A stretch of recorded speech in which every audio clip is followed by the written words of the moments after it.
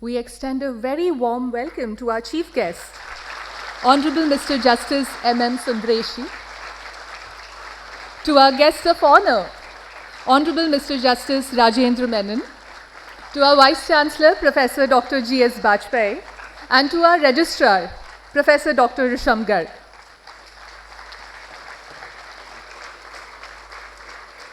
Kindly stay standing for the National Anthem.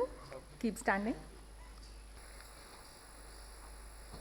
Jana Gana मन अधिनायक जय हे भारत भाग्य विधाता पंजाब सिंध गुजरात मराठा द्राविड़ उत्कल बंगा विंध्य हिमाचल यमुना गंगा उच्चल जलधि तरंगा तव शुभ नामे जागे तव शुभ आशीष मांगे गाहे तव जय गाथा जन गण मंगलदायक जय हे भारत भाग्य विधाता जय हे जय हे जय हे जय जय जय जय हे.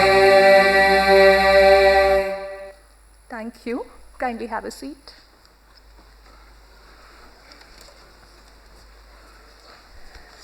So, namaskar once again and a very good morning to all. We extend a very warm welcome to our Honorable Chief Guest, Honorable Justice M.M. Sundresh, to our Honorable Guest of Honor, Honorable Mr. Justice Rajendra Menon, our Vice-Chancellor, Sir, Professor Dr. G.S. Bajpai, and our Registrar, Sir, Professor Dr. Rishabh.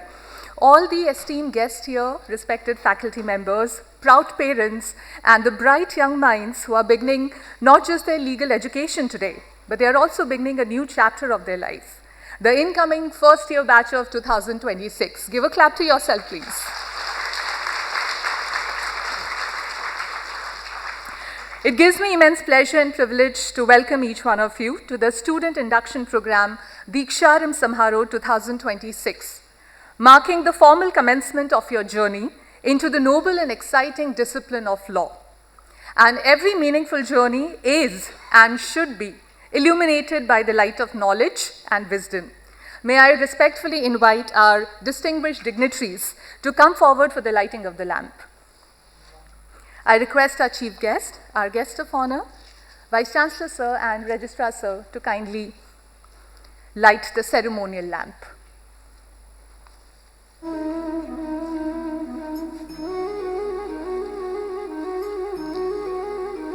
The ceremonial lighting of the lamp, dear students, symbolizes the triumph of wisdom over ignorance, hope over uncertainty, and truth over falsehood.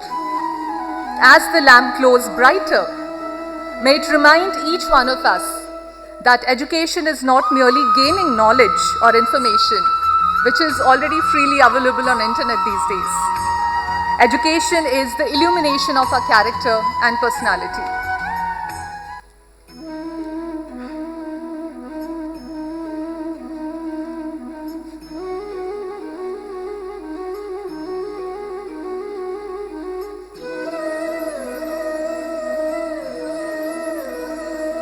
Thank you very much, sir.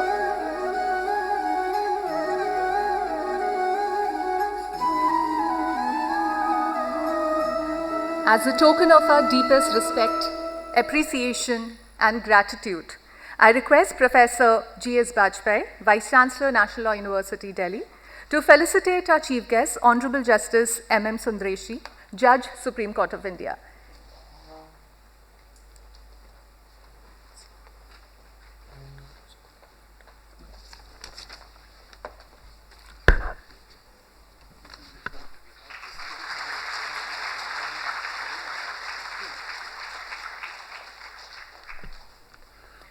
May I request our Registrar, Professor Rishabh, to felicitate our guest of honor for the day, Honorable Justice Rajendra Menon, Judge, Armed Forces Tribunal.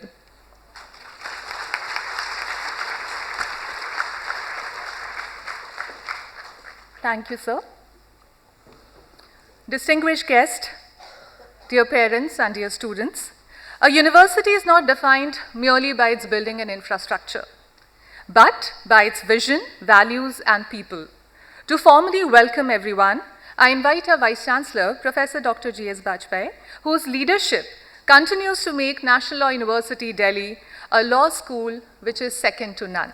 So, may I invite you to welcome the House. Thank you.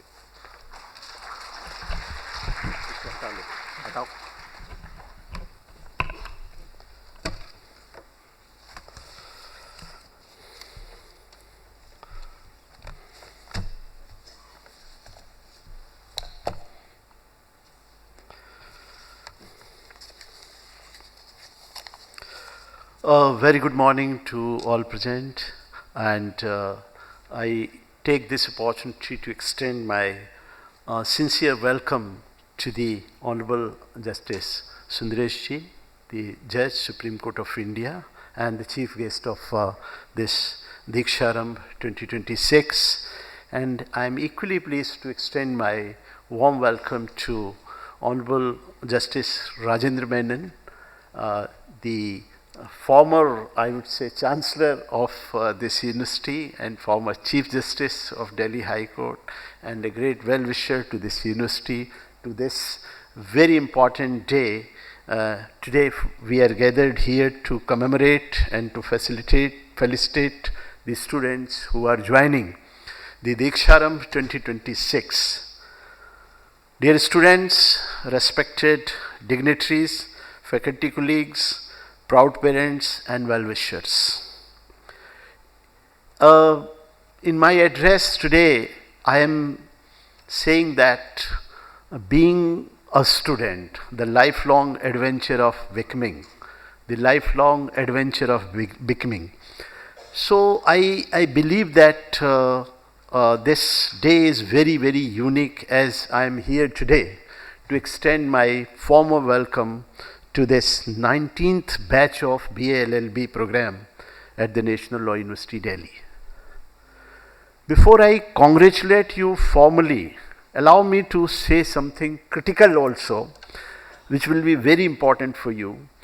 The difficult part was not getting into this law school. The difficult part begins today. Admission is not your destination. It is your license to begin the lifelong work of becoming. Universities celebrate admissions. They should celebrate transformations. The most important question you will answer during the next 5 years is not what will I study, but who will I become. Michelangelo was once asked how he sculpted David. You must have heard this very important historical fable.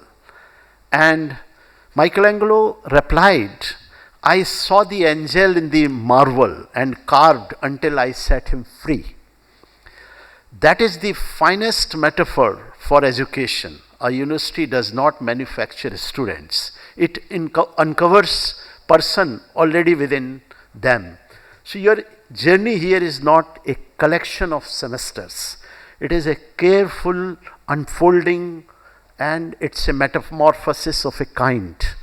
As the theory of studentship reminds us, a student is not assembled, a student is made. The caterpillar inside the chrysalis appears motionless, yet it is being dissolved and rebuilt into something that can fly. Never mistake the difficult middle for failure. It is often the place where transformation is taking place. Think of your 5 years as 5 stages of becoming. That is my message today to you. And you are at your first stage, what I call it, induction. The threshold where curiosity matters more than confidence. You are excited. When second stage is very important stage for all students. You follow 5 stages in a law school. Induction is your first stage, and I call second stage as incubation. When habits quietly become character and consistency matter more than excitement. And the third is consolidation.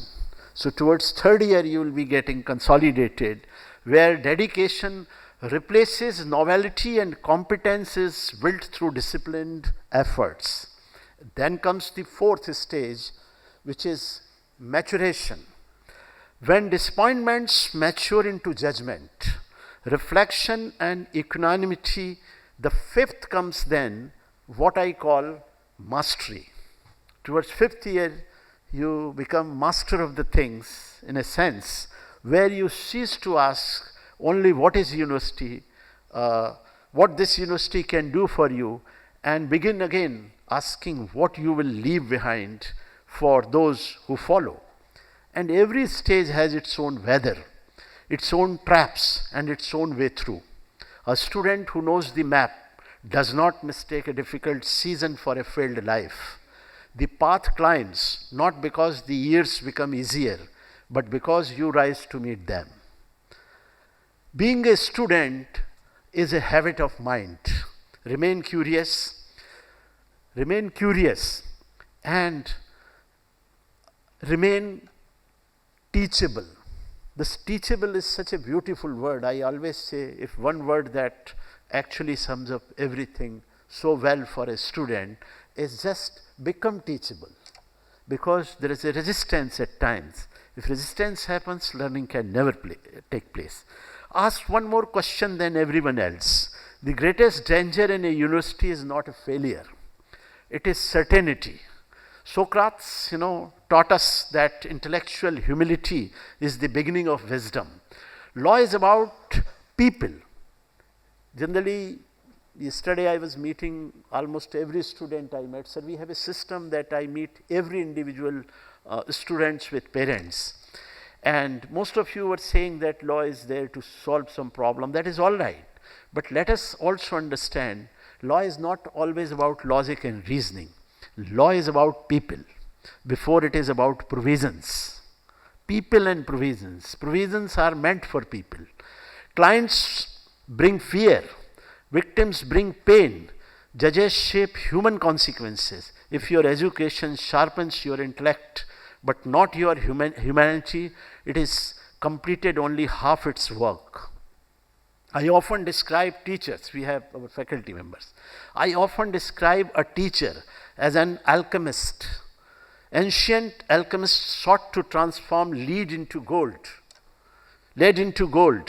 Teachers attempt something even more extraordinary. They transform curiosity into inquiry, information into knowledge, knowledge into understanding, understanding into wisdom, fear into confidence, talent into character, and character into service.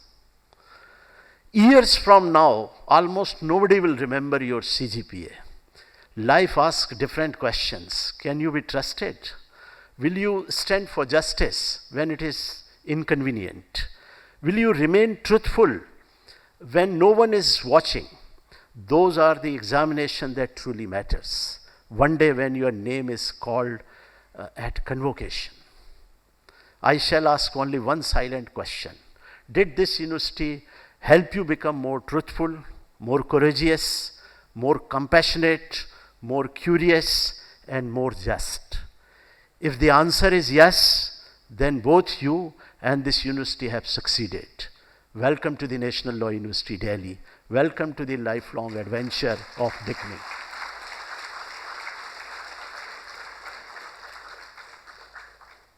This was the first part of my address. Sir, we have to present before you a very brief profile of this university in terms of introducing you to the different aspects of this institution. Can we have our PowerPoint on? And we will take you through why this university is so special for you. Yesterday you had a lot of feedback about the institution, and I asked you to share your experience about this institution. And I will take you through very briefly in 5 to 10 minutes about this institution through a PowerPoint.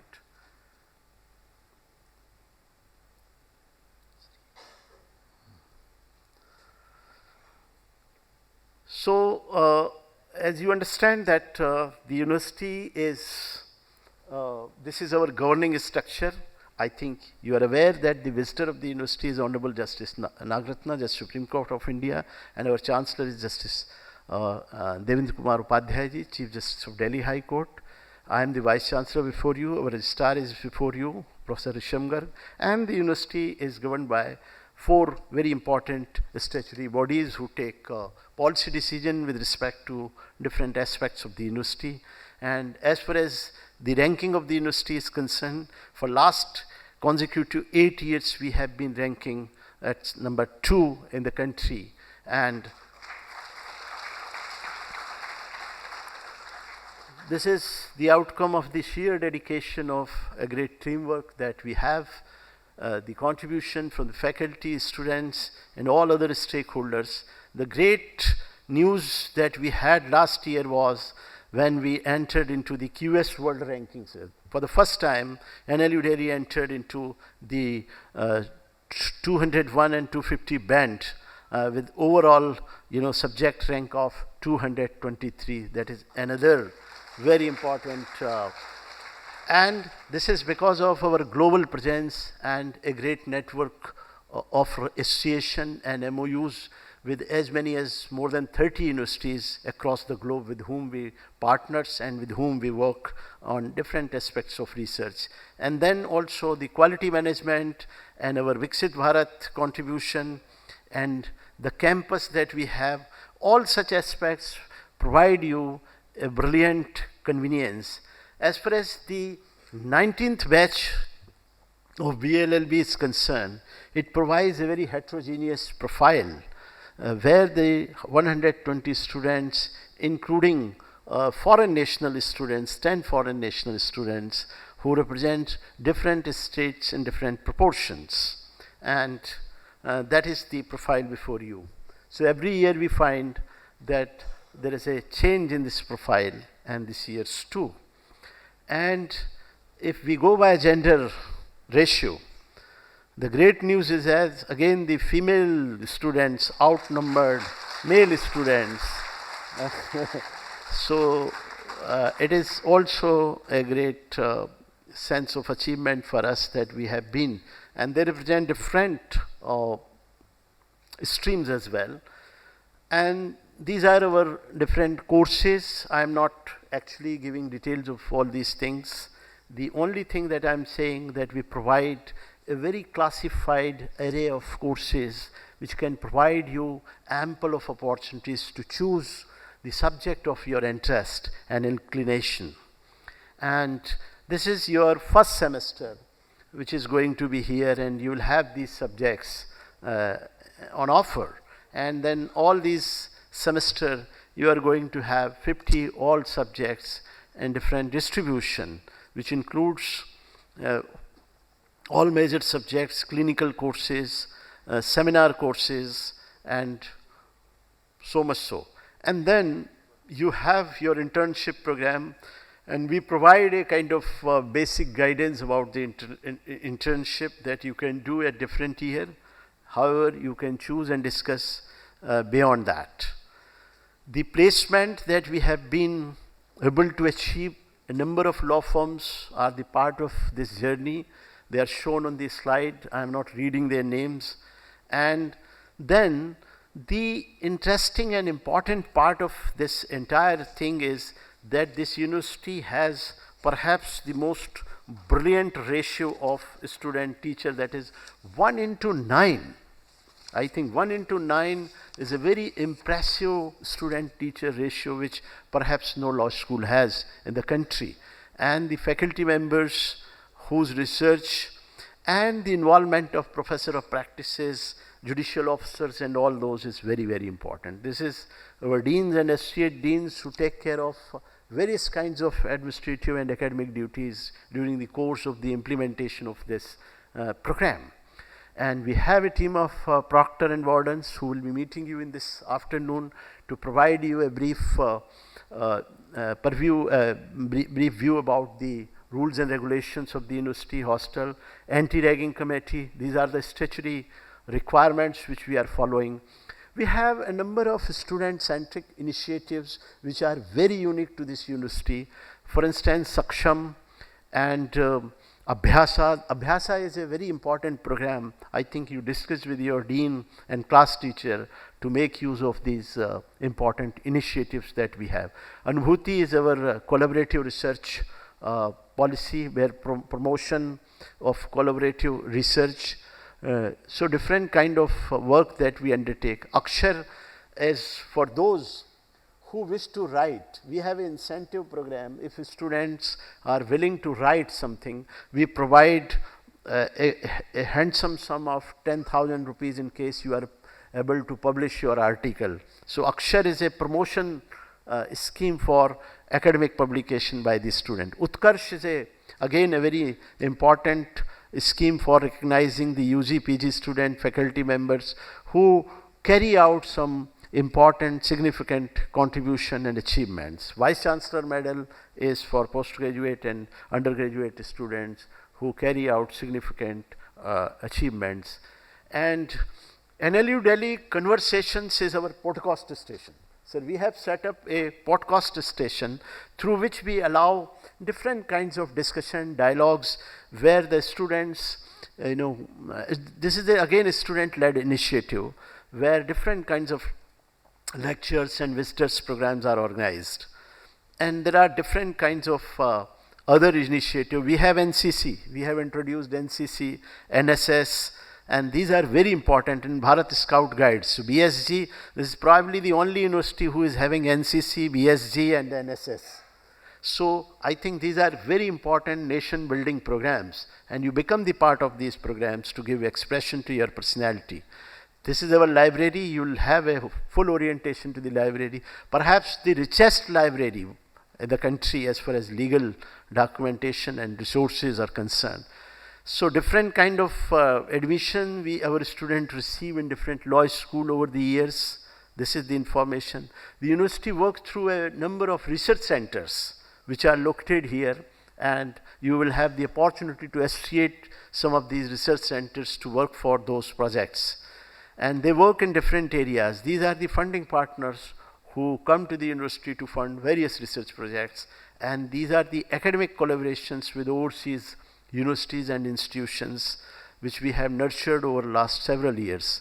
We have the Rhodes Scholars, we have UPSC civil service students who cleared these examination, judicial examination. These are the inspirations which will guide you to undertake the similar initiatives and ventures in your journey of 5 years at this university.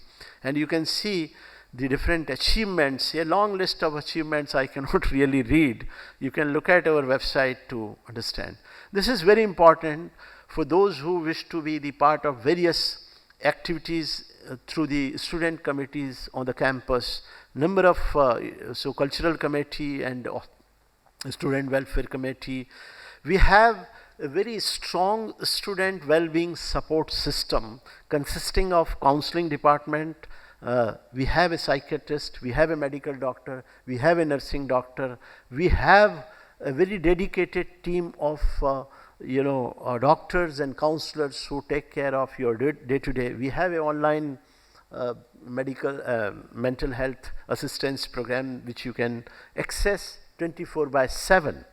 And Mind Peers Partnership is our recent initiative, which is again providing a counseling designed to a very formal way to the students. And these are the student committees. And this is the campus which I am not discussing. This is the hall. While I sum up, I have only to say two things. I wish to just apprise you of two very important books which you must study as a part of your journey here today, and those books will take you to something very extraordinary. And these books I am recommending for you, and these books are the game changer for you. The first is Letter to a Law Student. Sam is a student who is being mentored by his professor. Sam is a fictional character, and Sam is being mentored by McBride, Letters to a Law Student is perhaps the most beautiful book that you can read, and this is the stage you must read. And in this book, it is not about simply the introduction of law, but it is about orienting to a law school. And you will see in this exchange, the Sam and the professor are talking about law is not a static set of rules, it is a living, breathing, a thing that changes. So don't look at the sun. The professor said to Sam, don't look at the sun. Reading case cold is like staring at the sun. If you stare at the sun, you will go blind. So he is saying that you go blind in the detail. Read a summary first, so you already know the terrain. See the forest. Picture tort law as an unmapped island. At first see, you will see only scattered trees, negligence, nuisance, and then you will see, once you climb the hill, they share one root, a duty of care. And similarly they say, so I would recommend you to read. Second book that you must read is 1L of a Ride. 1L of a Ride, 1L, you know what is 1L? 1L is in an American law school follow 3-year law. So their first year law is called 1L. It looked like hell. So they are actually sounding like hell of a ride. It is 1L of a ride. And this McBride, here the McClurg tells you what will actually feel like, the cold calls, the reading load, and the ear that follows. Every judgment you read can be unpacked using simple structure. So he suggests IRAC, Issue, Rule, Application, and Conclusion. This is beautiful. 1L of Ride, this book you must study. And now this is also a 13 module course available on YouTube, which you can finish in 2 days. So undergo this course while you have time. I will send you the link, and you read all the lectures by 7 top law professors of the world, and they will take you through the journey, and they will introduce you to the study of law. This is the only book available for first year law student in the world, and this is for so your real orientation take place if you go through these 2 books, and you will emerge as a winner. And he also says, embrace the discomfort. What is the discomfort? So Socratic method isn't designed to humiliate you. It tests thinking on your feet. Getting a question wrong in public is a part of learning.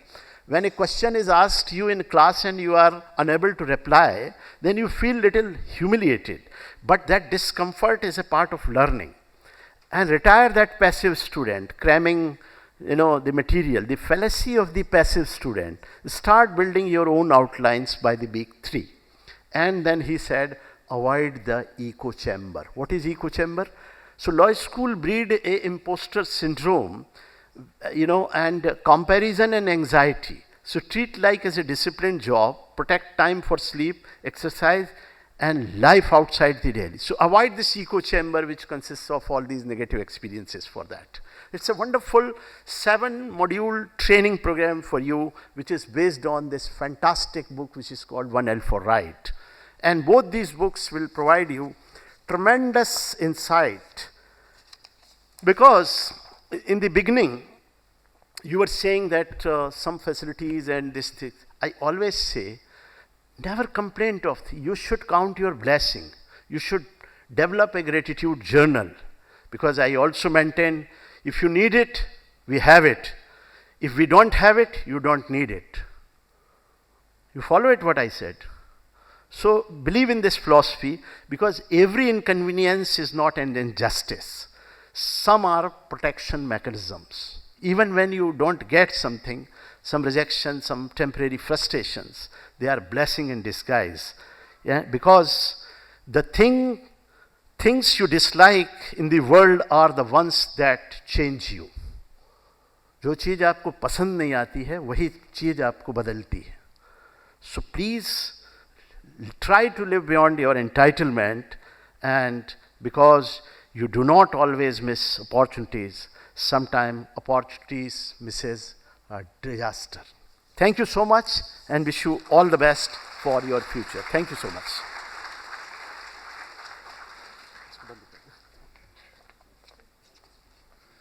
Thank you so much, sir. Your words have beautifully reflected National Law University Delhi's commitment to nurturing competent legal professionals as well as responsible citizens of the country. Ladies and gentlemen, we are privileged to have with us our guest of honor for this Deeksharambh ceremony 2026, Honorable Mr. Justice Rajendra Menon, Chairperson, Armed Forces Tribunal and former Chief Justice, Delhi High Court. Sir, we welcome you on behalf of the university and request you to address our incoming students.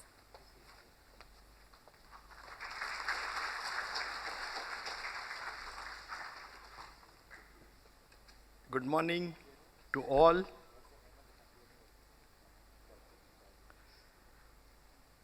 Honorable Justice Sundresh, Judge Supreme Court of India, Vice-Chancellor Professor G.S. Bajpai, Registrar of the University, Mr. Garg, faculty members, dear parents, and the proud students who are sitting here after getting admission to one of the prestigious national law university of this country.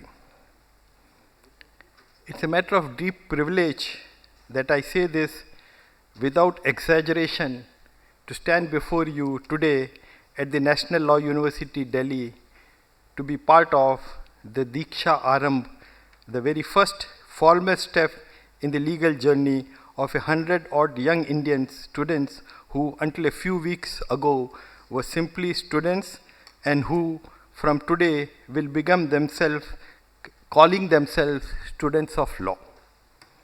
I want to begin by dwelling for a moment on the word Deeksharambh. Deeksha is in our tradition is not merely admission or enrollment. It is initiation, a formal, almost sacred beginning of a disciplined learning undertaken with certain seriousness of purpose under the guidance of those who have walked the path before. Arambh, of course, means beginning. Put together, Deeksharambh is not simply orientation in the administrative sense that word has come to acquire. It is the university telling you, each one of you, on day one, you are not here to attend a course and collect a degree 5 years from now.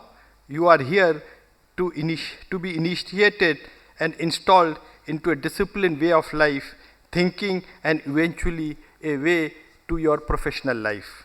I do not say this lightly because law, more than most profession, has a purpose of shaping the person, and precisely as a lawyer or a judge, you will have to walk a very difficult path. This institute,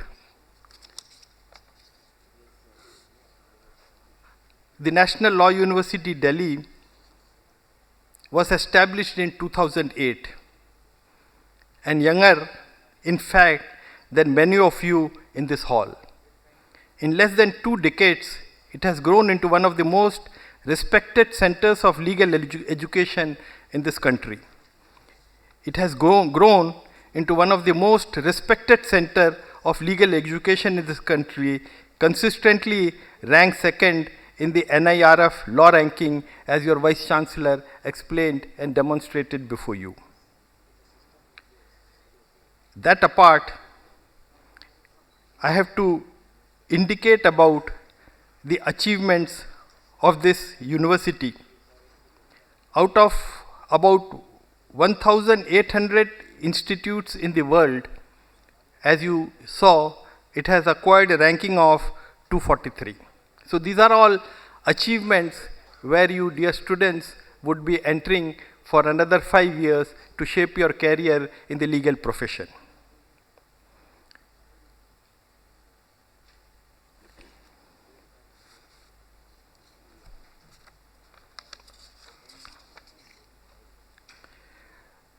Some of you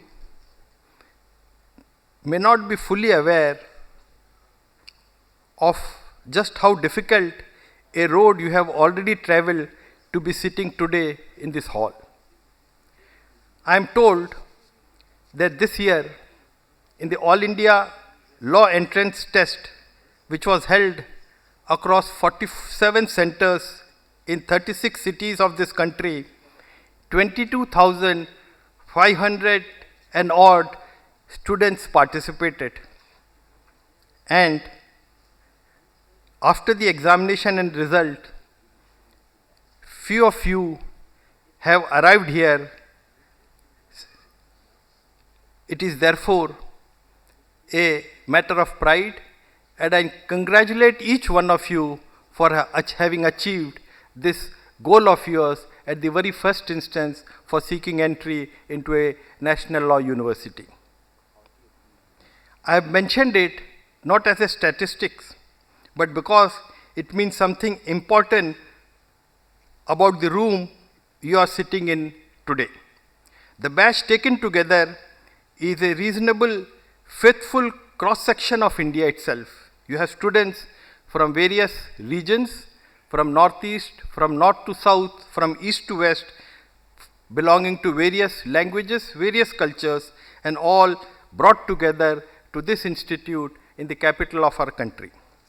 Each of you arrive here not merely as an individual with a success story, but as a part of a genuinely national cohort assembled together in one of the most competitive and keenly contested examination in the country, and having achieved success in that, you sit in this hall. Now, let me offer you certain thoughts which I have drawn from the last 4.5 decades of my experience from the courtrooms and the profession. First, resist the temptation to treat this 5-year program as a race toward placement brochure. It is not. Read widely, well beyond your syllabus. Some of the finest lawyers and judges I have known were not necessarily the one who scored highest in law school, but the one who read history, read literature, and understood the society they were meant to serve. You are here to serve the society in different capacity, maybe as a lawyer, as a judge, as a faculty member, whatever it is, but the aim should be to serve the society. Second, your moot courts, your internship, your legal aid clinics are all to be taken seriously. They are not items to be listed in your CV, but your first genuine encounters with what the law actually does to real people. Always remember that every file that comes to you as a lawyer, as a judge, or in whatever capacity you are, is not a bundle of papers, but it is something connected with a human life, and the decision or the work that you do on that file will materially alter the world of that individual, and along with that, his family members. Third, I say with this to emphasize, cultivate integrity early in your career, because it is far easier to build a habit of honesty in your first year of law school than to try and recover a reputation in the last year of your schooling or course, or after you enter the bar or the judicial service. The law is ultimately a profession built on the trust that one lawyer, one judge, one citizen can place in the other's word. Fourth, remember that the Constitution you will spend the next 5 years studying in this university is not a museum piece. It's a document, a living document, and the rule of law is established. Depends every single day on ordinary lawyers doing ordinary work and with extraordinary care. You do not need to become a judge of a high court or to uphold the rule of law. you uphold it. The day you refuse to draft a dishonest, don't uphold it the day you draft a dishonest affidavit, the day you tell a client an inconvenient truth, the day you insist on due process even without its quicker and cutting the corner. Fifth, do not underestimate the value of people sitting around you today. Law school has a way of making competition feel like the only currency that matters.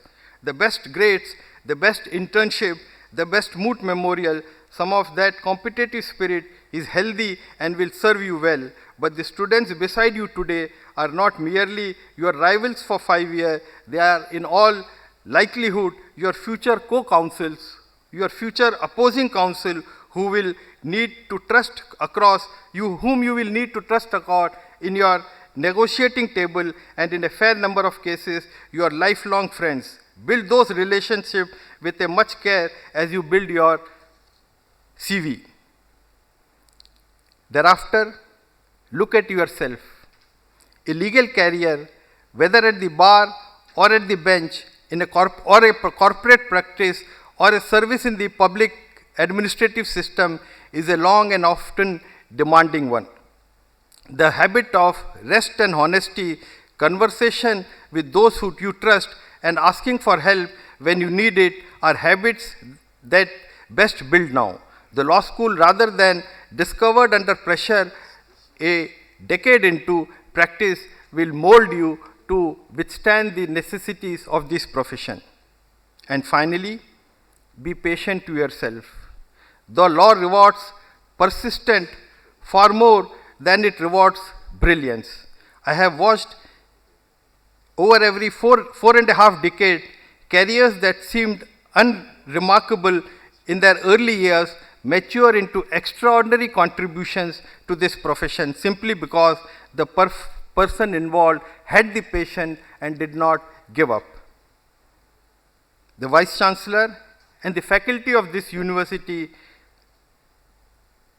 may genuinely congratulate you on the caliber of the bar you have assembled in this, caliber of the batch that has assembled this year. And my good wishes for the considerable work of shaping them lies with the faculty, and I congratulate them and wish them all success in this venture of theirs. The finest law school in the country is only as good as the teachers who show up in the office hours, the mentors who read a fourth draft of moot memorial without complaint, and the administrators who quietly make sure that the 800 young people from every part of the country feel at home in Dwarka in this campus. The work rarely gets a round of applause. I deserve one today. To the parents and families present today, thank you for entering this institute and permitting your children to pursue their further studies in this institute.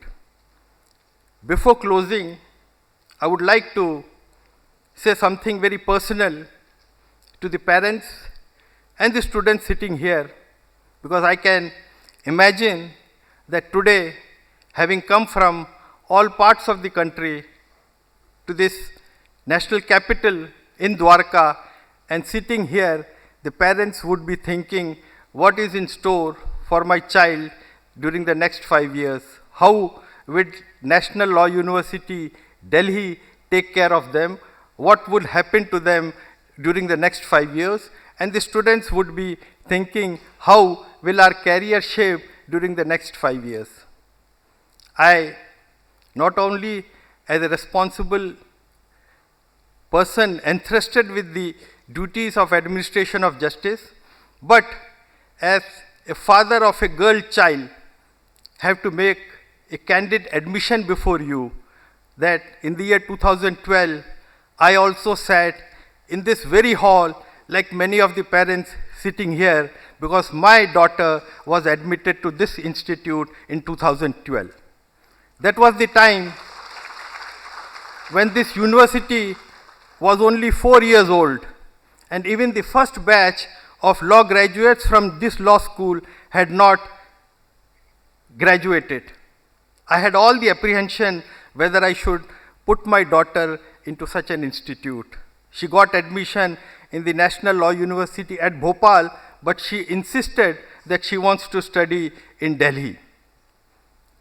I talked to my friends in Delhi, and they suggested that, yes, you can put her there, it's safe and it's very good. And that point of time, Dr. Ranveer Singh was the Vice-Chancellor of this institute, and your Vice-Chancellor sitting here now, Mr. Bajpai, was the Registrar of this university. And I can tell you that my daughter came out with flying colors. She graduated from this university in the year 2017, and since last more than, I think, 9 years, she is practicing in the Bombay High Court as a lawyer. So I have the experience of this institute as a father, and as things would have been, I was Chancellor of this university again for 2 years, from 2018 to 2020, and have seen the working of this university. So it's only an assurance to the parents sitting here that your ward, your child, your daughter is in safe hands, and you can go home relaxed and with the guarantee that your children will come out with flying colors. You have put your children into safe hands. The faculty in this university is one of the best in the country, and therefore it's only an assurance from a person who has seen this university from different angles, and I feel that you should all be proud to have put your children in this institute. Thank you very much for giving me the time. Jai Hind, Jai Bharat.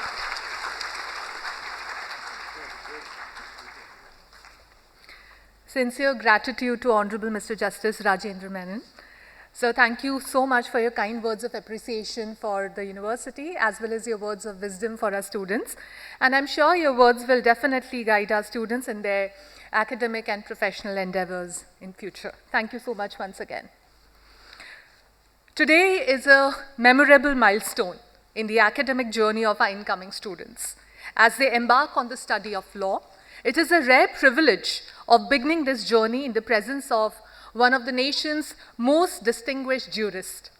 It is with profound respect that we welcome Honorable Justice M.M. Sundresh, Judge, Supreme Court of India, and I invite him to address the House. So thank you so much.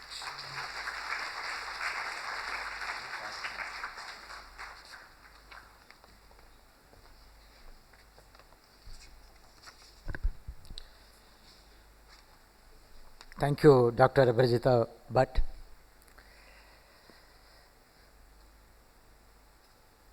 Guest of honors, Honorable Justice Rajendra Menon, the Vice-Chancellor of this prestigious Law University, Professor Dr. G.S. Bajpai, Professor Dr. Sham Garg, Registrar, NLU Delhi,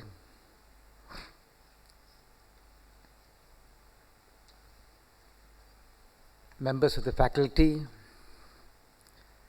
proud parents of the wards, and then my dear students. A very good morning to all of you.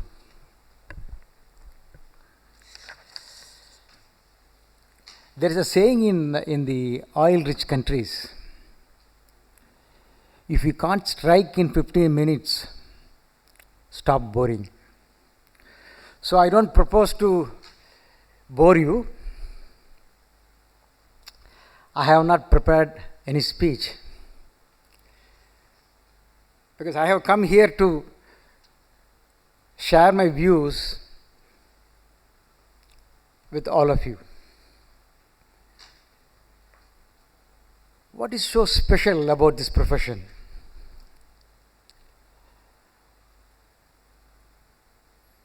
You have become law students today. My hearty congratulations to all of you for getting admitted into this prestigious institution, one of the premier institutions in the country. Shakespeare in Henry VI says,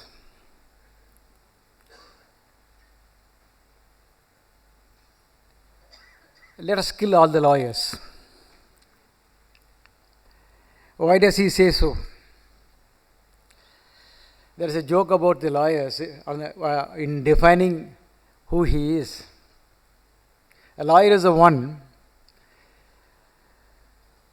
who secures the property of his client and then keeps it for himself.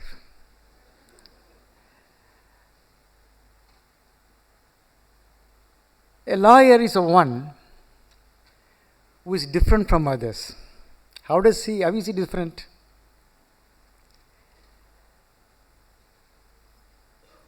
You are not like others.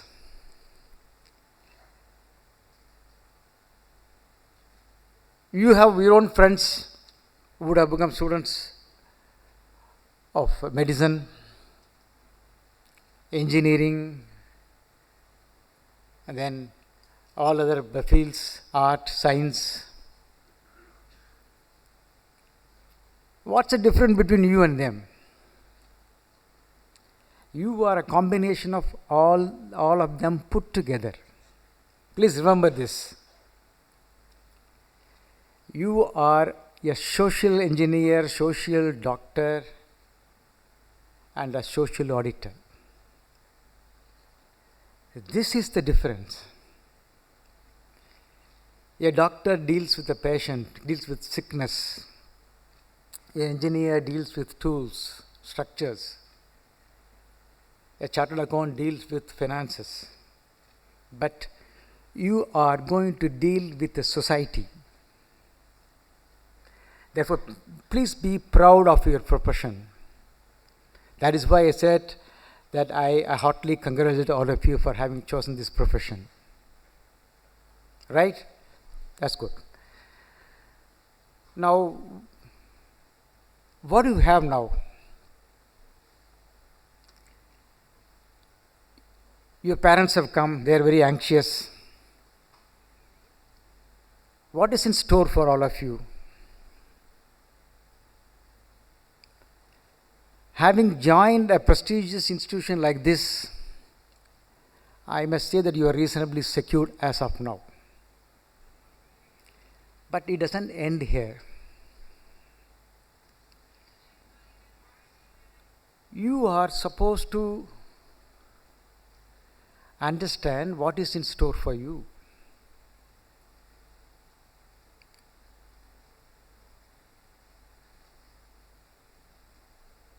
A legal profession is a most difficult profession. Why?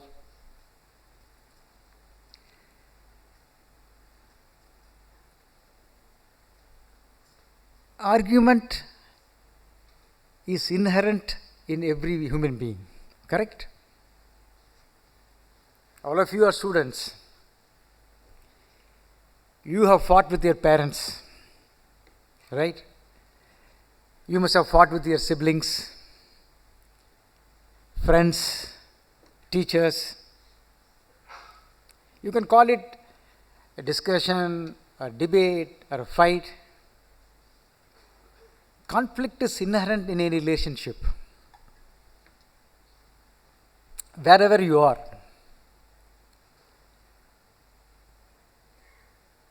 Resolving a conflict is your job. Why do I say it's difficult? Because it is very, very tough to convince someone that you are right. Is it not? All of us, we have our own views. As a lawyer, what is your role? You have to convince that your client is right. It is difficult to convince a group, but difficult to convince an individual. Or rather, I'm sorry, stand corrected. It is easy to convince a group, but it is difficult to convince an individual. So, to convince a judge, you need to have knowledge. You need to know the functioning of the society, and you need to know about the judge.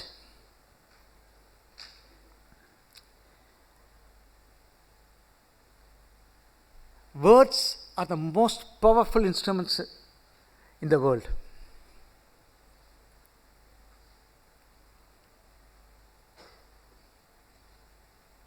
It's a creation of mankind. It's a medium of change. You, in these 5 years, are going to master this art. I'll tell you a couple of examples. A physically impaired person, let us say, is sitting in the corner of a crowded bazaar. So people are moving around in the morning time. So he is looking for some help. So he says to all the persons who are passing by, I am physically impaired, I need some help.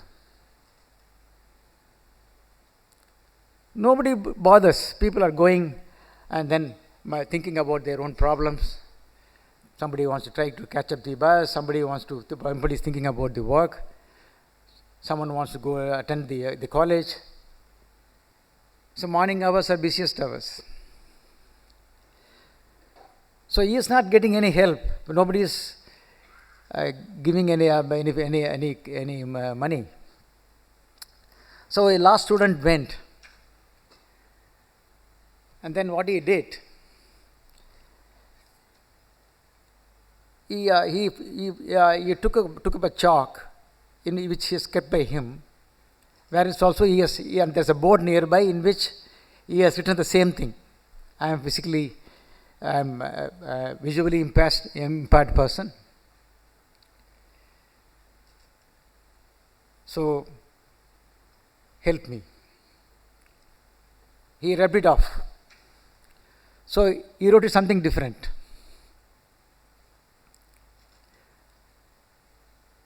He wrote, it's a beautiful morning.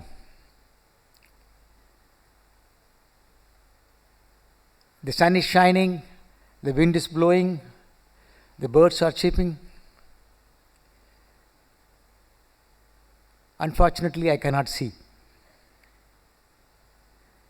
So when he came back in the evening, and when he asked that visually impaired person, he said, today I got a lot of help.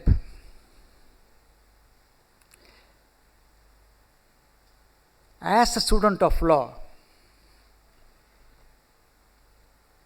you must be at your best. As Professor, your Vice-Chancellor said, you can't change the facts, but how you present the facts, that is important.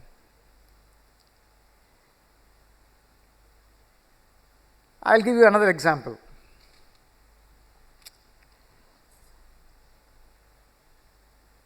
A young lawyer argues a case. It's a small case. He goes to the court, and then it's a case involving an accident of his client occurred due to his negligence. So he is charged. So the young lawyer goes to the court and places his argument like this. And before we are arguing before the court, in this examination, he asked a question to his client. Were you traveling in a two-wheeler? He said yes.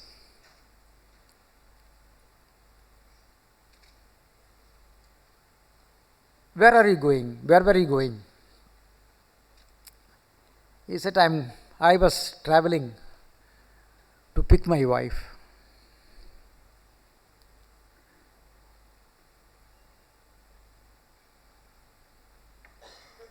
"You wanted to pick your wife from which place?" "My wife went to my mother-in-law's residence. She was staying there. So, for a few days, she called me, so I was going to pick her up."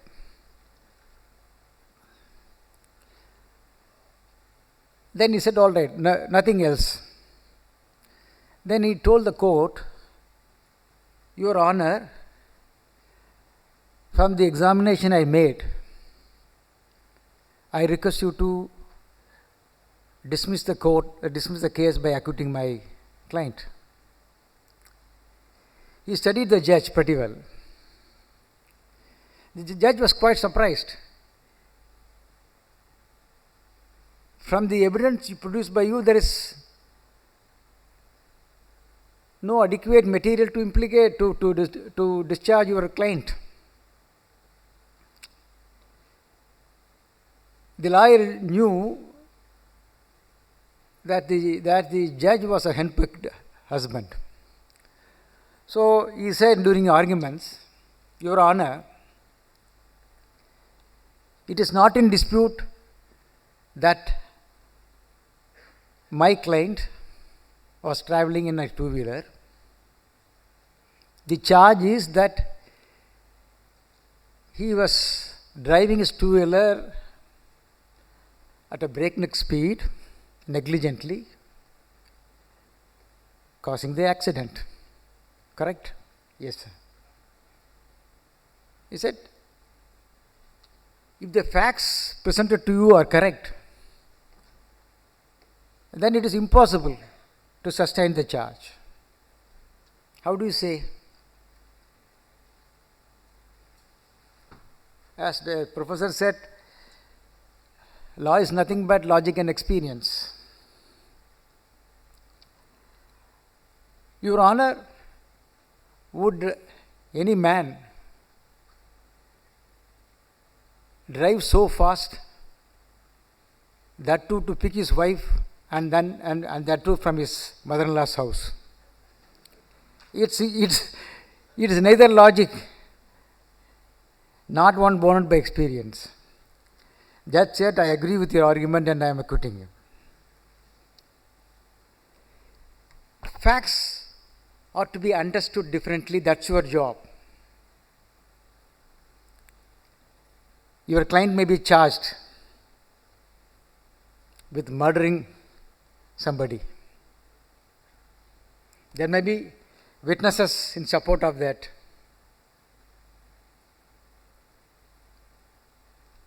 Eyewitnesses will be there.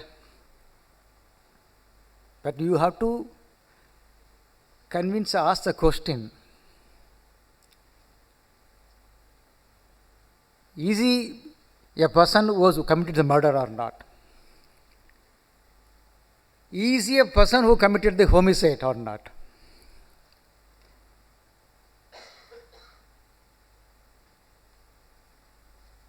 All murders are homicide, all homicides are not murder. You will learn.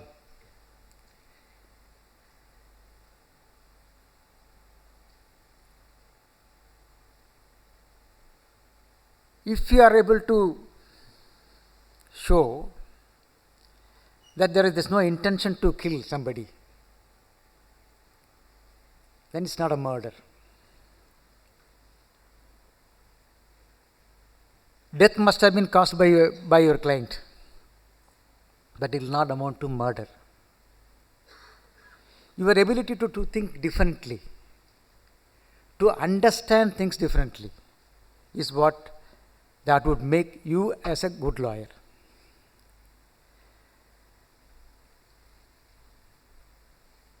Chief Justice was speaking to me about, he was again referring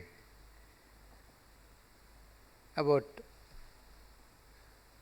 which again the Vice-Chancellor also was telling, that girls exceeding boys in the admission of this university.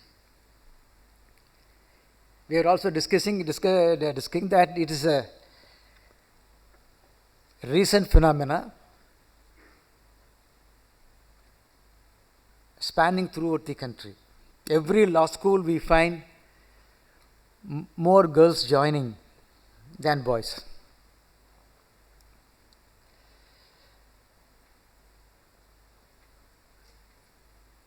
The field of law is changing.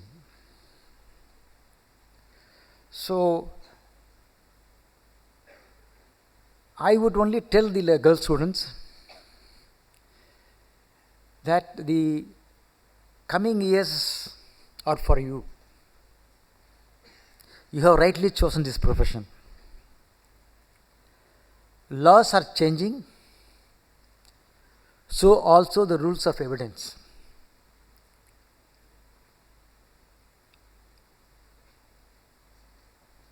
Already we are witnessing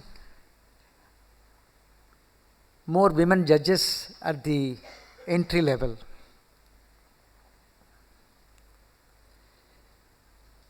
Stay focused. Still the profession will be difficult for you. But there is always a place. Commercial litigation and personal litigations are the litigations cut out for you.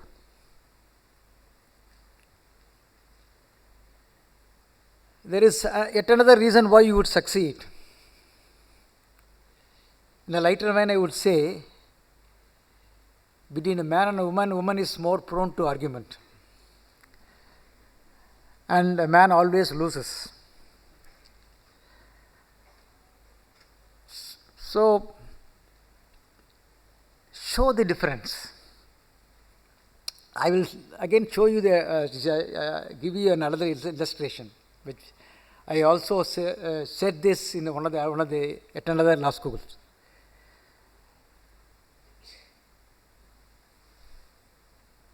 A teacher in the law school asked a question to the students. Why did Goddess Parvati decide to marry Lord Shiva? You would just answer it from the point of view of a student of law. Everybody was giving one reason or another. One smart girl stood up and told the teacher, "Sir, there are multiple reasons."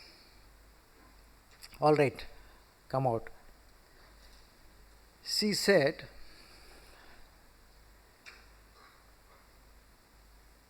from the point of view of the bride, she cannot possibly visualize a better groom than the Lord himself.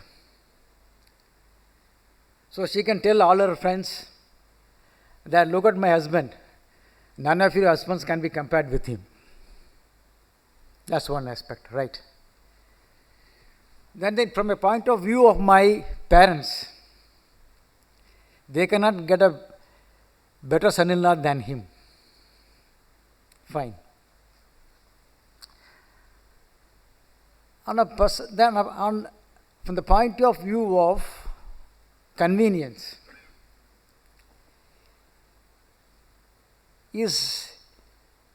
dressing is very simple. You only have a tiger skin on him, so no problem. He doesn't take normal food.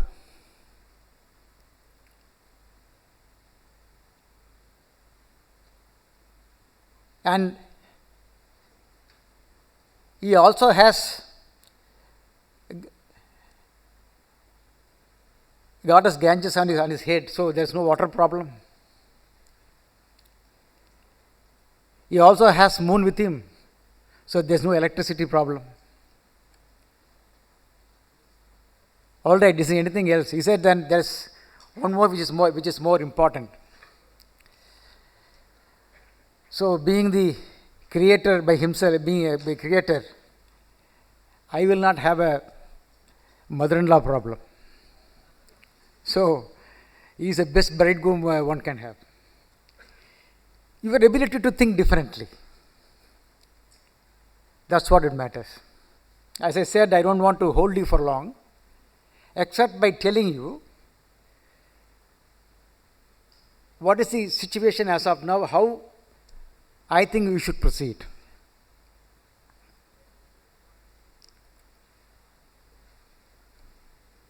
As I understand the institution as it stands now,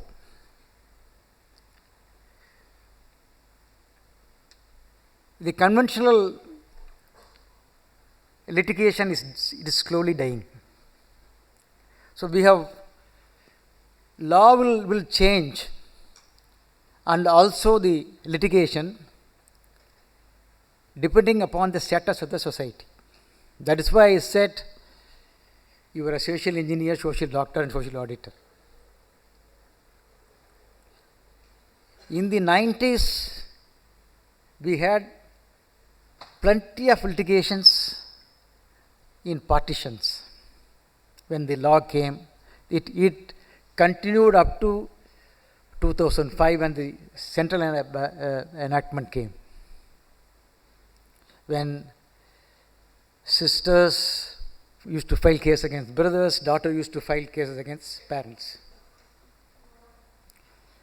Now there is a social change.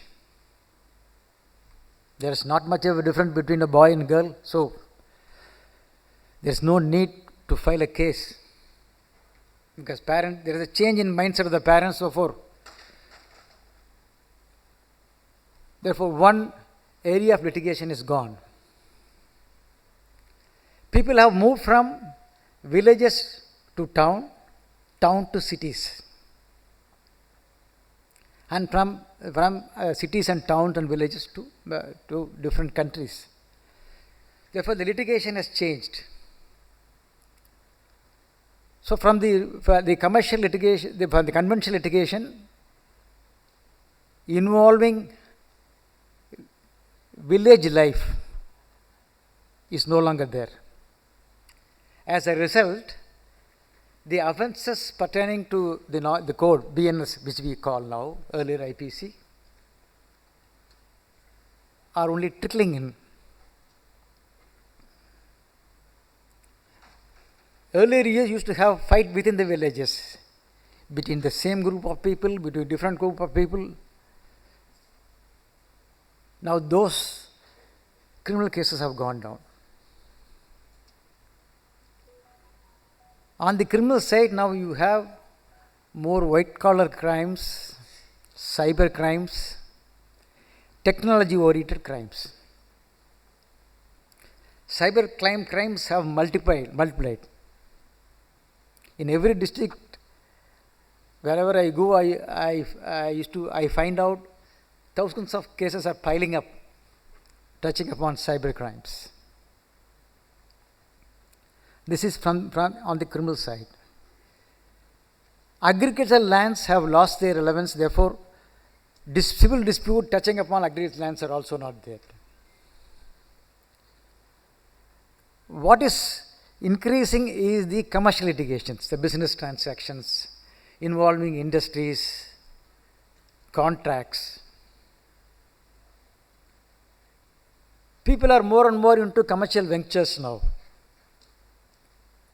So, international arbitrations, then normal litigation dealing with in the business transactions. Along with it, ADR has developed. Therefore, on the civil side, I would request you to concentrate on the commercial litigation. You can specialize on these fields. When I say commercial litigation, money transaction, intellectual properties, property disputes, then arbitration matters. then new fields are emerging.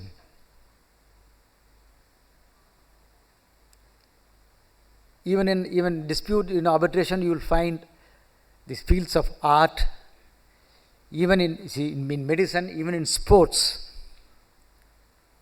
oceanology. You have emerging fields coming up. Be the first one to grab and get into those fields. These are the days of super specialization. Therefore, try to concentrate in these fields from whatever field you like. Choose those fields and then concentrate on this. Additionally, I would say there will be a continued increase in the personal law fields. And this might again suit women lawyers. I'm talking about dispute pertaining to matrimonial dispute on divorce, custody, restitution. So when a society develops, these cases are expected to increase, which is actually happening. Just because decades ago there were no divorces happening, one cannot say that society was better. When women become more aware of their rights, they will demand, rightly so. So this field again is an emerging field. If you could see the situation 10 years, decade ago before, and now, these fields, especially personal fields, are increasing day by day. So concentration would be more on these fields because the litigants also would like to have the remedy at the earliest.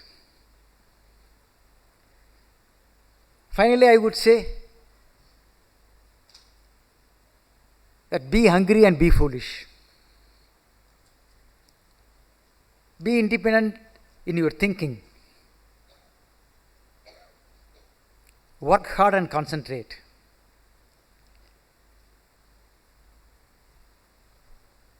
Dr. Aparjit just said about knowledge, and someone said about being intellectual. Intellect is different from intelligence. Develop knowledge with character. The combination of these two factors will help you in your profession. Always try to be the difference. Be the change that you want to be. Do not bother about the competition. I believe at the top there is always a vacuum. One more thing I should tell you before I leave this podium. The difference between a seasoned senior lawyer and a young lawyer like you is getting considerably reduced. For a new field, there is not much of a difference between a senior lawyer and a new entrant. In fact, with the aid of technology, you might be in a position to do better. Therefore, try to have the assistance of technology. I don't want to hold you for long because technology which help you, technology certainly is going to help you. Because for somebody like me who is used to read judgments over the years and then continuously follow it, I am totally different from persons like you because by pressing a button you can get the gist of all those judgments. That will be to your benefit in different way. But I would also caution you, which is again an area of concern. I recently apprehend and speculate that, like in every other field, technology is going to impact this profession as well. I only mean that the profession as a lawyer, as a judge. But the extent of impact is to be seen. But technology's artificial intelligence is here to stay. Let us not bother much about it. Keep dreaming and have belief in yourself. Make your parents and the institution proud of you. Thank you very much for giving this opportunity.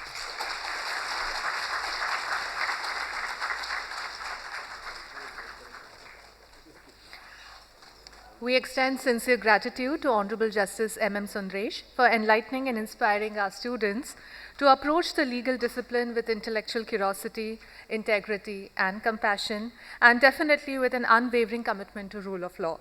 He has already apprised you on the day of orientation with the new age challenges of legal discipline comprising of different kinds of cyber crimes, commercial litigation, and there are so many other things which definitely you will come across during the course of your academic journey.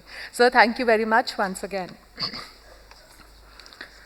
And now it's my pleasure to announce a significant initiative of National Law University, Delhi that reflects our commitment to recognizing academic excellence and making quality legal education more accessible. The university has instituted the NLU Delhi A-Lit Scholarship, under which the candidate securing All India Rank 1 in the All India Law Entrance Test A-Lit and taking admission to the BA LL.B Honours Program is awarded a full tuition fee scholarship for the first year.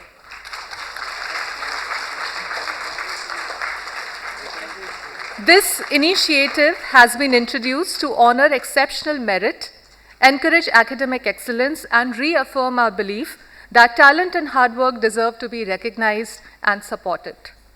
Today, we are delighted to confer this scholarship upon Mr. Aryan J. Babli Singh, who has secured the All India Rank 1 in A-Lit 2026. Aryan's remarkable achievement is a testament to his dedication, perseverance, and academic brilliance. On behalf of entire NLU Delhi community, I extend a heartfelt congratulations to him and his family. We are confident that Aryan will continue to uphold the values of excellence, integrity, leadership that define this university, and we wish him every success in this academic journey and future career. Yes. Congratulations once again for receiving the certificate of A-Lit Scholarship.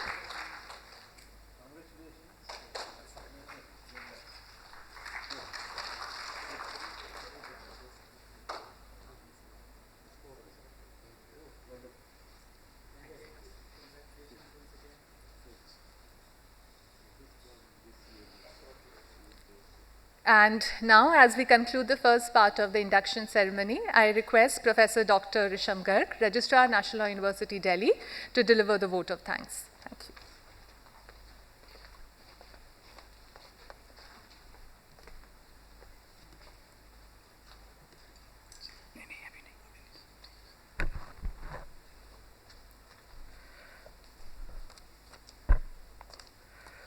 Respected Honorable Mr. Justice M.M. Sundresh, Judge Supreme Court of India, our Chief Guest. Honorable Mr. Justice Rajendra Menon, Chairperson Armed Forces Tribunal and former Chief Justice of Delhi High Court and our former Chancellor, our guest of honor. Professor Dr. G.S. Bajpai, Vice-Chancellor, NLU Delhi. Dear faculty members, esteemed guests, proud parents, and my dear students. It's both an honor and privilege to propose the vote of thanks on this momentous occasion of Deeksharambh, which is the student induction program for the incoming batch of BA LL.B Honours of 2026-31. On behalf of the entire NLU Delhi family, I extend our deepest gratitude to our chief guest, Honorable Mr. Justice Sundresh, for gracing this occasion with his esteemed presence. Sir, your inspiring words, enriched by your vast judicial experience and unwavering commitment to justice, have provided our new students with invaluable guidance as they embark upon their legal education. Your address has reminded us that the study of law is not merely the pursuit of knowledge, but a lifelong commitment to institutional values, integrity, compassion, and service to society. I'm reminded of the words of famous jurist O.W. Holmes, which has already been reiterated. Life of the law has not been logic, it is experience. And I would again reiterate that, as his words, that do not be scared of technology. And I can say again with experience, this is again with experience, that in every generation, in every decade, you will see some disruption. Think of AI as a disruption and you will sail through it comfortably. I also express our sincere appreciation to our guest of honor, Honorable Mr. Justice Rajendra Menon, whose thoughtful address has offered profound insights into the responsibilities and ethical obligations that accompany the legal profession. Your distinguished career continues to inspire generations of legal professionals, and we are truly grateful for your encouragement and blessing to our students. Our heartfelt gratitude goes to our Vice-Chancellor, Prof. Dr. G.S. Bajpai, whose visionary leadership continues to strengthen the university's commitment to excellence in legal education, research, nation building. Under your guidance, NLU Delhi continues to nurture socially conscious and professionally accomplished legal minds. So again, just commenting upon that term, Deeksharambh, Honorable Justice Menon has already elucidated upon Deeksharambh. This is initiating of a new order. So today you are venturing into a new professional life and taking cue from both the honorable judges with their vast experience. Law, legal profession, this is the profession, it's a calling based upon ethics. Cornerstone is ethics and articulation and certainly service to justice. And this is certainly something which you will understand and follow through the next 5 years of your stay in the campus. I would also like to acknowledge and thank our distinguished faculty members, officers and staff whose dedication and tireless efforts have ensured the successful organization of this program. The smooth conduct of today's events reflect their commitment to teamwork. To the parents and guardians present here, we thank you for reposing your trust in NLU Delhi. Your support, encouragement and confidence have brought these young students to this important milestone, and we look forward to partnering with you in shaping their future. To our dear students of the batch of 2026-31, I extend a warm welcome once again to you. Today marks the beginning of an exciting and transformative journey. We hope that your years at NLU Delhi will be filled with learning, discovery, friendships, and opportunities that help you realize your fullest potential while contributing meaningfully to the society. As you commence this journey, I am reminded of the inspiring words of Swami Vivekananda, "Arise, awake and stop, not till the goal is reached."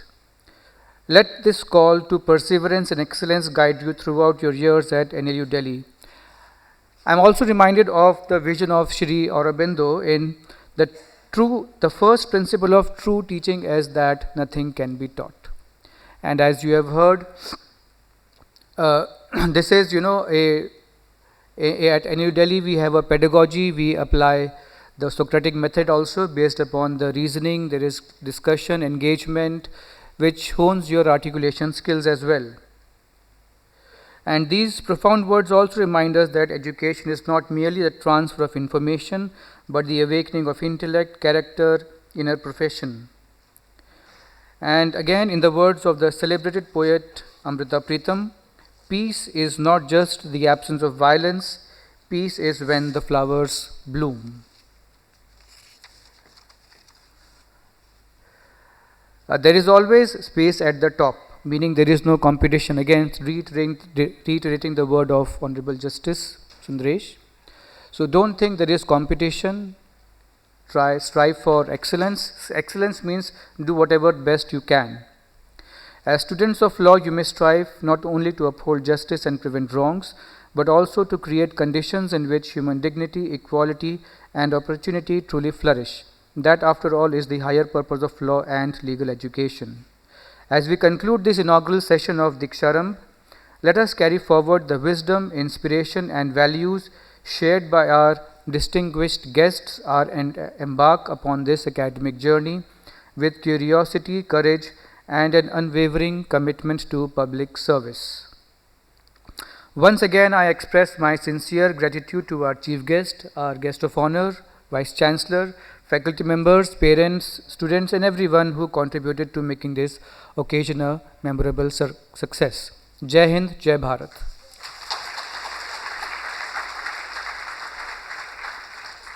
Thank you. Thank you so much, sir. And now, as we conclude the first part of this induction ceremony, may I request everyone to rise for the National Anthem.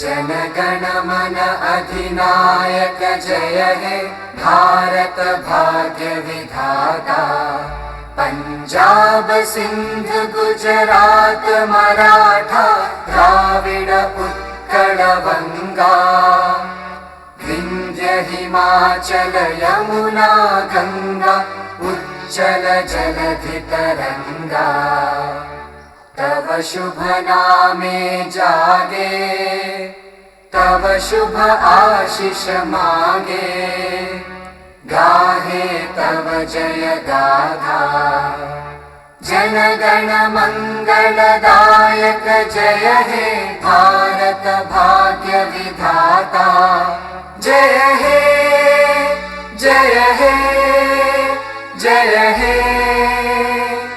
जय जय जय जय हे. Thank you very much. Parents and students, kindly be seated. And sir, thank you so much for gracing the occasion today. Sincere gratitude to you. Thank you.